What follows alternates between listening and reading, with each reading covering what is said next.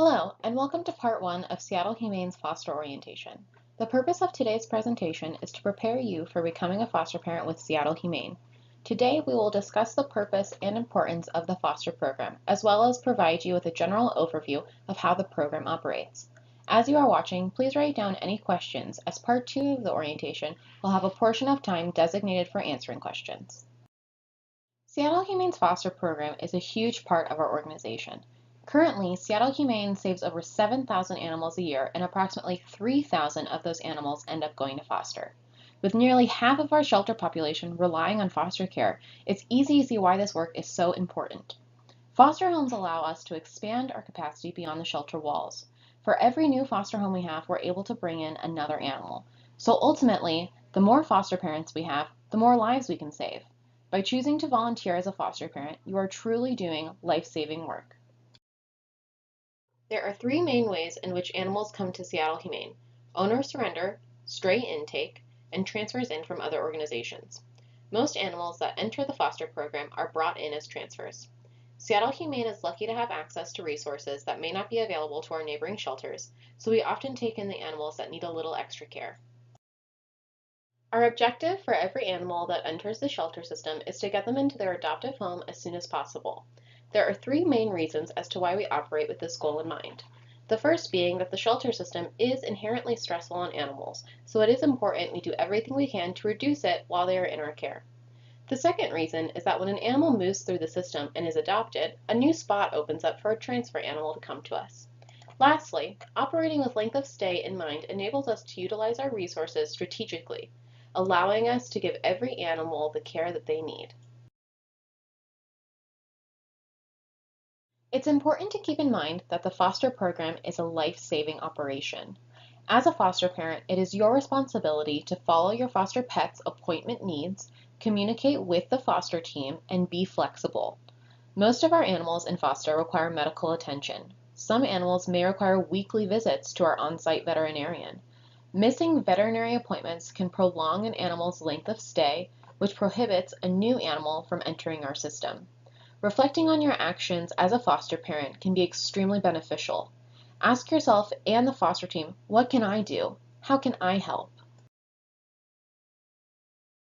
While you are fostering with Seattle Humane, your primary point of contact will be the foster coordinators. If you need to get in touch with a foster coordinator, email is always the preferred mode of communication. Email allows us to respond to your concerns more quickly, and the ability to read back on past conversations reduces the chances of redundancy or forgotten details. That being said, we do have a phone line that you are welcome to call should you need to. Medical emergencies or a lost foster pet can be serious and even potentially fatal. If you are experiencing an emergency, it is important to follow the proper procedure. Remember to stay calm. During office hours, bring your foster pet to vet services. After hours, call the foster line and follow the voicemail prompt. If your foster pet is in need of immediate medical attention after hours, the on-call staff member will direct you to a 24-hour clinic. This instance is the only time your foster pet should go to an off-site clinic. If you take your foster pet to an off-site clinic without the directive from a Seattle Humane staff member, you are liable for those costs. If you wish to speak to a foster team member, email is always the best mode of communication. Foster staff members are often away from their desk and are likely to miss a phone call. Email is also important because we have a team of people working together. So you may start your conversation with one coordinator and have it be picked up by another. The ability to read through an email chain helps prevent redundant conversation. While you are actively fostering an animal, you are required to send the foster team an update at least once a week. This email is important because it helps keep track of our foster population and lets us know that everyone is getting the care that they need. Our foster population is large, so we rely on our foster parents to advocate for their animals. The foster program operates on appointment only. Because we have so many animals in foster at any given time, it's incredibly important that we schedule an appointment for everything. This allows us to make sure you're getting what you need while you're on campus and reduces the amount of time spent waiting for assistance. If you show up without an appointment, we may not be able to assist you.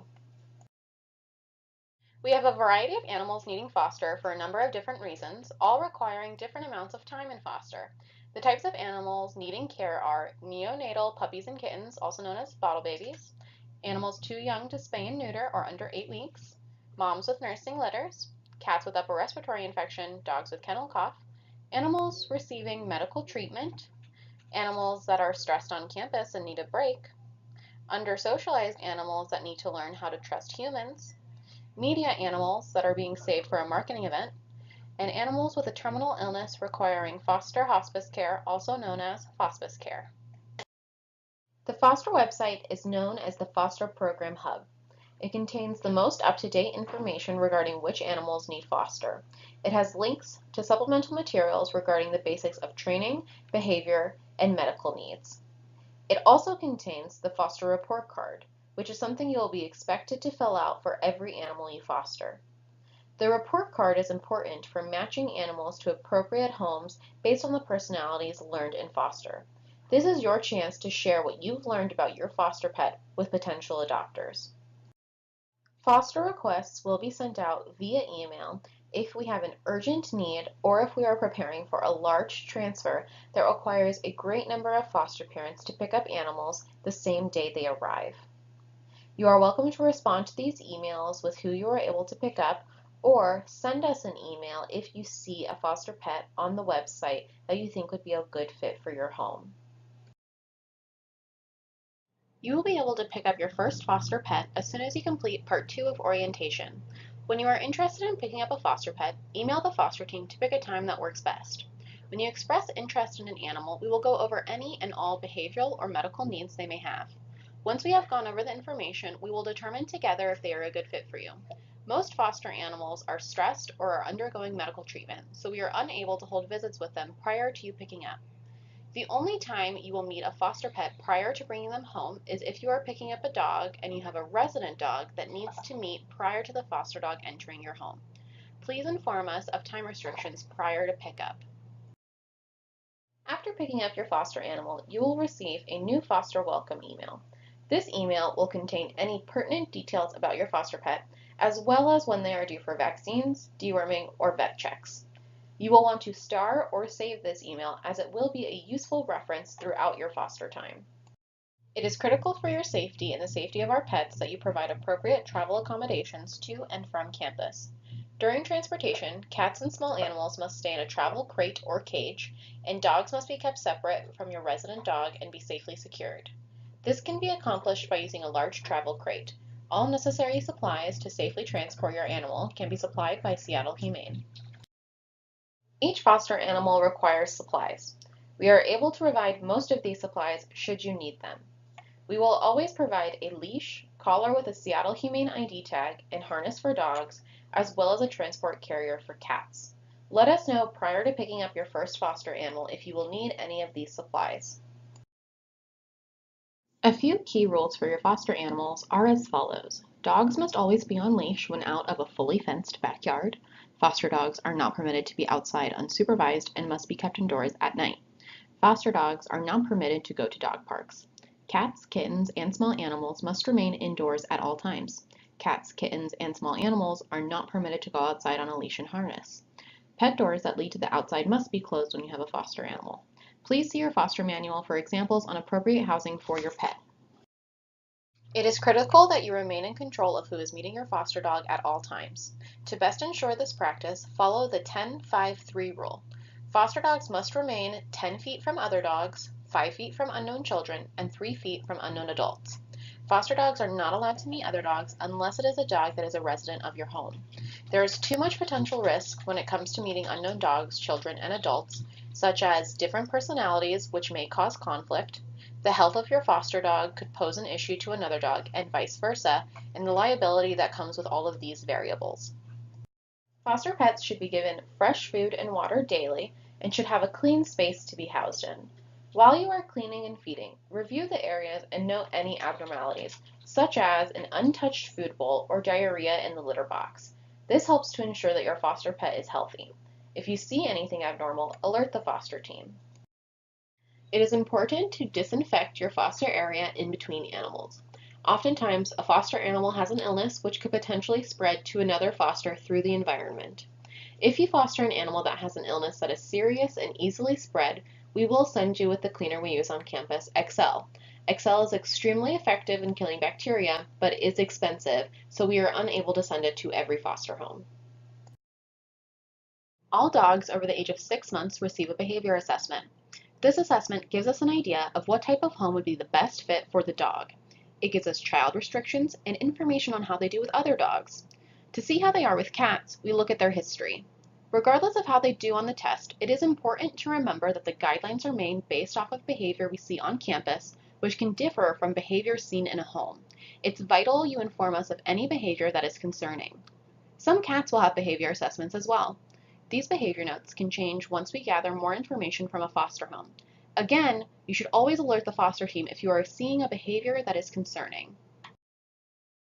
Seattle Humane has an entire veterinary department dedicated to the medical well-being of every animal on campus. Before an animal is sent to foster with you, they will have had an initial vet exam, also known as a medical check-in. During this exam, the animal will be thoroughly looked over, receive any necessary vaccines or dewormers, as well as receive a microchip. If you foster a neonate, they will need to come in for their medical check-in when they turn 4 weeks old. We may not have results of lab tests prior to sending them out to foster with you. If your foster is due for a vet check, it is important that you email the foster team to schedule an appointment in advance. Our vets have limited availability, and we are often unable to accommodate vet appointments that are scheduled the day of. Our vet team is in surgery every morning. For that reason, we are only able to hold appointments in the afternoon. Our typical window for appointments is between 2 and 4:30, and our appointments can be scheduled 7 days a week. When considering taking an animal to foster with you that will require frequent vet visits, think about whether or not your schedule can accommodate them. When you arrive for your vet appointment, please leave your foster pet in the car. Our vet reception space is small and can be stressful for our animals. It also helps prevent the spread of disease if we do not have multiple animals waiting in the lobby space at the same time. Once our vets are ready, a foster staff person will request you bring the animal inside. Vet appointments typically last about 30 minutes, though you should leave a little extra time in your schedule in case the appointment runs long. If we know an appointment will take much longer than 30 minutes, we will tell you beforehand. A very important part of fostering is being able to bring your animals in for vet checks. Seattle Humane needs animals to receive timely care so they can go into their adoptive homes.